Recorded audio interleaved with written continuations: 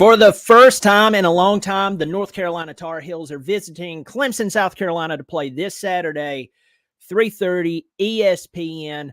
I'm going to dive into the game.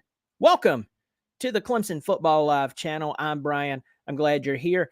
If you've subscribed, thank you. If you haven't subscribed yet, whether you're a first-time viewer or whether you've been watching for a while, hope you will subscribe. It's free and it's a great way to support the channel.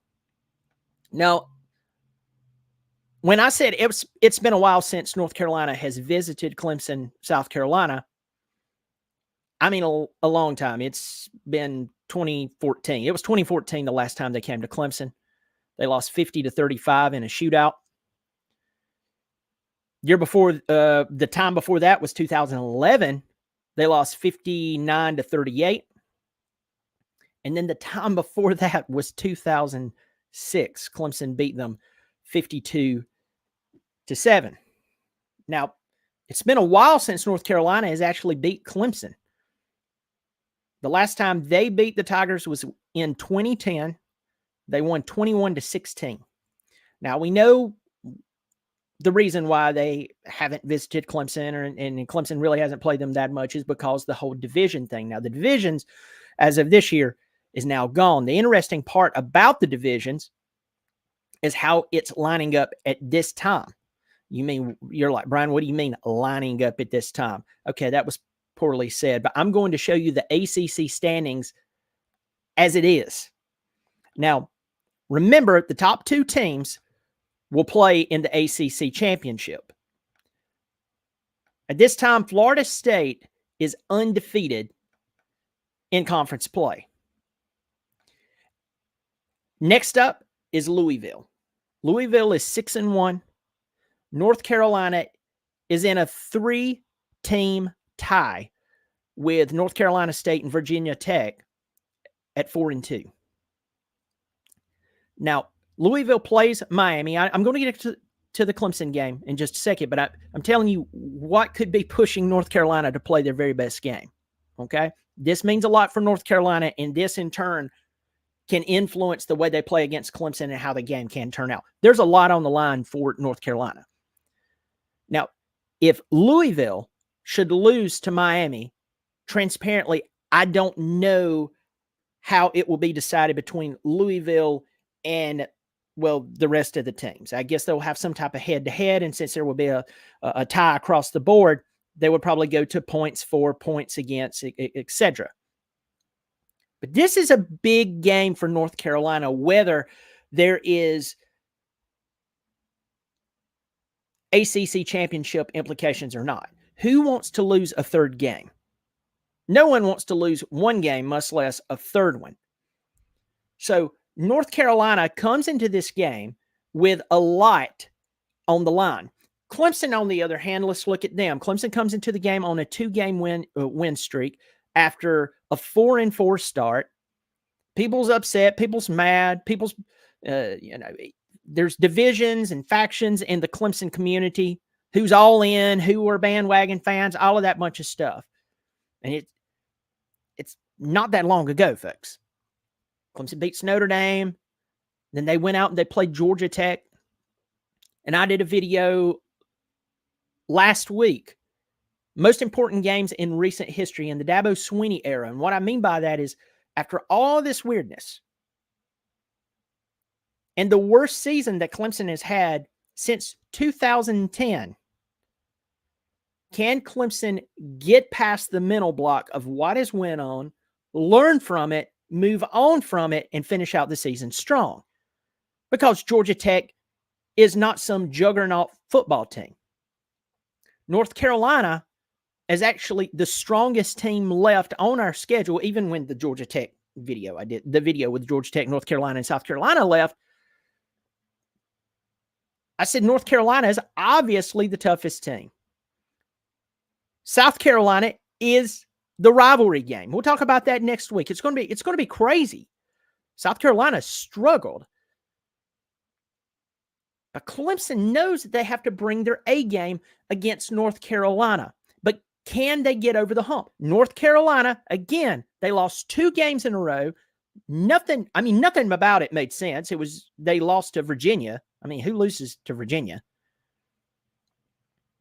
And then they lost to Georgia Tech. This was 2 weeks in a row. Other than that, North Carolina was absolutely killing it. Let me rephrase that. Before that, they were absolutely killing it. And they've even struggled since. Let's talk about Drake May. Everybody knows about Drake May. You hear people, I hear people go, Drake May really hasn't had that great of a season. Have you seen his stats? Have you even looked at his stats? He's 231 of 351, 3,145 yards, 21 touchdowns, and 6 interceptions. He's one of the top passers in the country. And I'll tell you this, after the little debacle in Southern California, USC Trojans, any NFL team who doesn't pick this guy before their guy, you must want your fan base to hate you with all of their heart. North Carolina is ranked number 3 total offense overall in FBS. Their running back, Omarion Hampton, is the second leading rusher in all of the FBS. 206 carries, 1,236 yards, 13 touchdowns. Don't forget about Tez Walker. The guy that the NCAA just... What is the NCAA good for? Other than putting their logo on stuff so they can have rights to it. I mean, what are they good for? They need to disband that thing. Oh, my God. It's terrible. 35 receptions, 600 yards, 6 touchdowns, and, he missed so many games. So to see that's crazy. The problem with North Carolina is that their defense is ranked number 79. I know about Rucker on the line. The guy's fantastic. He's talented. You can't overlook him. But the problem is their defense. Yeah, Clemson is not producing the numbers like they used to when Deshaun Watson and Trevor Lawrence was around. No. They're ranked number 48. But I will promise you that especially with the recent changes that's been made, that the simplifying of the blocking scheme for Clemson, the offensive line. Isn't it funny that simple wins? Simplified the blocking scheme. All of a sudden, we're running the ball well. Suddenly, who would have imagined that would come to pass? I don't know, y'all. But what I will tell you is that Clemson's 6th-ranked defense versus the 3rd-ranked total offense of North Carolina. Oh, it's going to be enjoyable. Oh, it's going to be a fight. You're going to see some going back and forth, and people are going to be talking about that. They're going to talk about Drake May. They're going to talk about Jeremiah Trotter. They're going to talk about the freshman phenom, Peter Woods, and the other freshman phenom, TJ Parker up front. But the real story is going to be on the other matchup of Clemson's offense versus North Carolina's defense. That's where the real matchup comes in, folks. You say, why would you say that, Brian? Oh, well, let's take a look at North Carolina's numbers. They just beat Duke. They just beat Duke 47-45. Did Riley Leonard play in that game and I missed it? I don't believe he did. In fact, I'm going to look at it right now because I'm almost 100% sure that he didn't play in that game. No, in fact, Loftus played in the game. So you mean to tell me Riley Leonard didn't even play in that game for Duke and it was still a shootout? It took 2 overtimes for North Carolina to get out of Durham, and they gave up 45 points. Oh, let's go to Georgia Tech. The Georgia Tech team that Clemson just beat by 21. Georgia Tech put up 42 points. No, I'm sorry, 46 points. 46 points on North Carolina. Virginia, the laughingstock of the ACC, other than, I don't know, Wake Forest, they put up 31 on them. Miami put up 31 on them.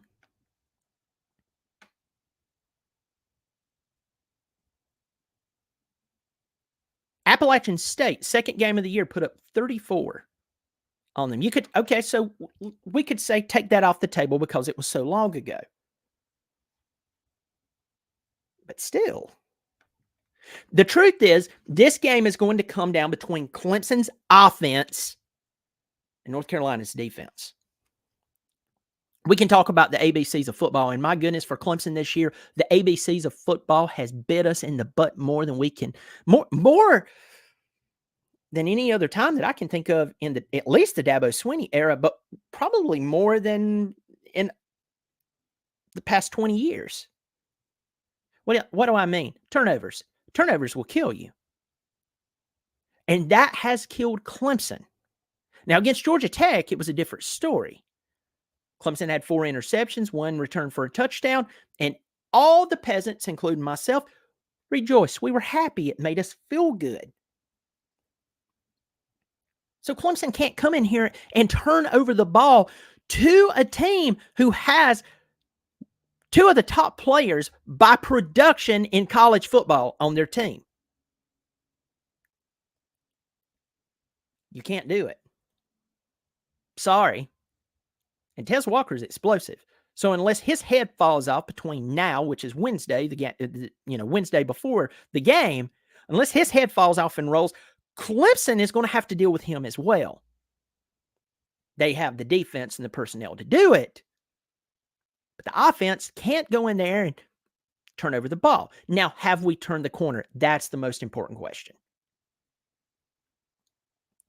With Clemson football, I am in a prove it to me state. You went out, you beat Notre Dame.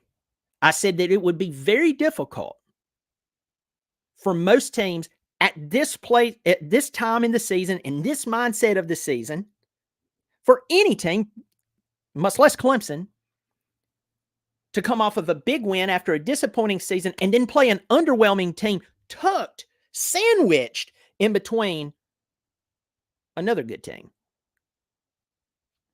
You can't help but look ahead. Then you have the rivalry game after that, which you lost by 1 point the year before because of poor coaching. Yes, South Carolina, you won. Congratulations.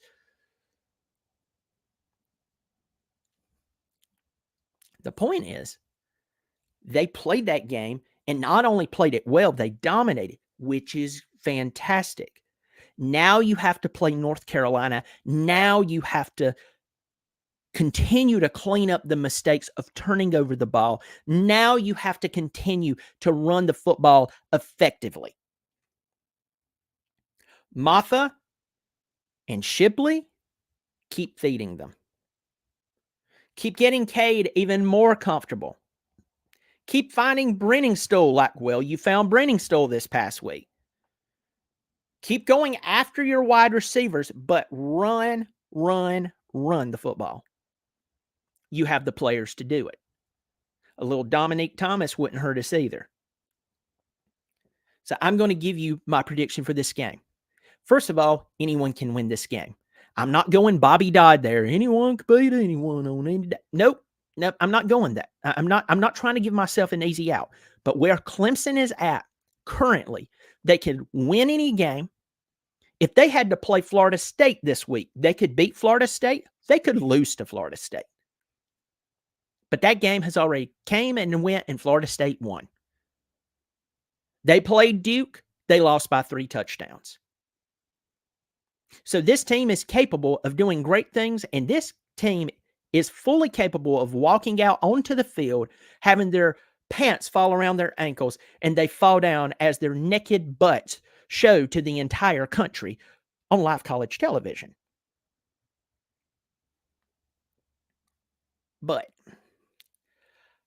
I believe the writing is on the wall for a lot of positions coaches at Clemson. I believe that Dabo is tired of being criticized. And by the way, he does deserve it. If you are worthy of all the praise, if you make poor hires, you are worthy of criticism. You have your $11 million to cradle your head. That's fine by me. We shouldn't be stupid and say, fire Swinney. But these position hires just didn't show up at Clemson one day with suitcases and unload their boxes in the coach's office and take up coaching. They were hired by him. It was rumored that he threatened to fire every one of them in the next 25 days after the NC State game if they didn't prove to him why he should bring them back. Good for you, coach. Maybe everyone's learning a lesson. I do believe Clemson has learned their lesson, at least for this week. I believe Clemson and North Carolina is going to be a fun game. I believe that they're going to go back and forth, and I believe that North Carolina will find out 3:30 this Saturday on ESPN why it's very difficult to play in Death Valley. The defense is tasting blood. The offense has simplified their scheme. They're feeding Moffa. They're feeding Shipley, and they're getting other guys involved. I call our Tigers to win 28-24. Yes, North Carolina, I know how many points you've been putting up, but I'm telling you, this is the best defense you've played all season, period. Georgia Tech, I know you're way better than Georgia Tech, but remember, Georgia Tech beat you. Georgia Tech fans told me, you will not limit us to 30 points. We limited them to 21. Georgia Tech found out North Carolina is going to play hard. It's not out of the realm of possibility that they win, but I believe Clemson wins 28-24. We will see. So, folks, thank you so much for joining me. I hope you'll hit the subscribe button and turn on the notifications. It's free. If you want to support on a monthly basis, there is a join button below the video. If you're on an iPhone or an Apple product, you may not see it. Also want to say hello to sponsors of the Clemson Football Live channel. You'll see the links in the description below as well. 4puttcarts.com. They are a snack and beverage cart service for special events as well as golf courses. So whether you're having a birthday party or if you're a golf course and you have a tournament coming up, you need to get them out there. You need specialists there to really drum up some great publicity. You want your golfer saying good things about you and not whispering behind your back. You need to get in touch with them. Also, the sawmillshop.com. The Sawmill Shop had a family member who's heard about the Sawmill Shop on the show, went online and was like, wow, I thought they only had those little Clemson cutouts. It's a really nice shop. I was like, yes, it is. So reach out to both of them, check them out, and let them know that you heard about them from me. Folks, thank you for being on the show.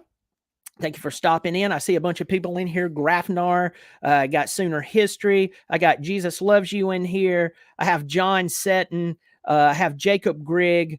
I have a bunch of people in here who are subscribers, and not only subscribers, but they're also members on a monthly basis. Thank you all for supporting the show. Folks, I look forward to Saturday, and I look forward to seeing you later on this week because I'm going to be putting up more videos. Y'all take care of yourselves, good or bad. As always, go Tigers.